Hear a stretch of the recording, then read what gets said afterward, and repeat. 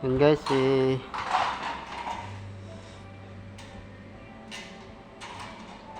tinatabasan namin yung mga paring nalagay namin yan dito. Yung pagkakabitan ng PVC panel. Dito po namin lalagay yan. Yung pagkakabitan ng PVC panel. Ayan guys. Parang ang haba niyan ay 290.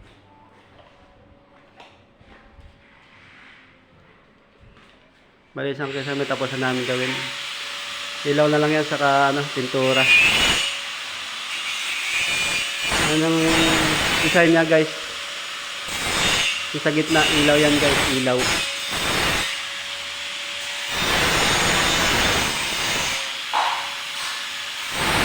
Ilaw na lang kakabit dyan. So ginagawa pa namin. I-update ko kayo pag medyo tapos na to.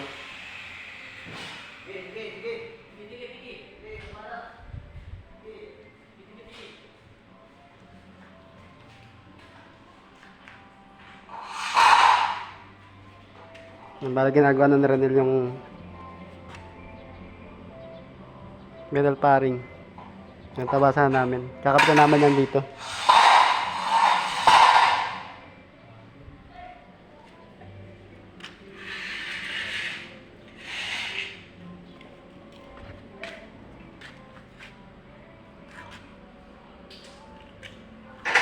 May code niyan, Hardeflex yan.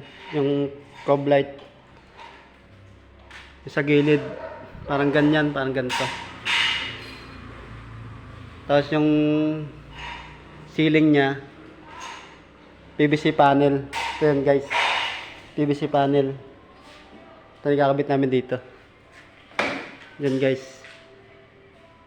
Ito yung kakabit namin yung PVC panel. Tapos dito yung Hardeflex. Parang ganito, sa gilid. Code ceiling. I-update ko kayo pag tapos na.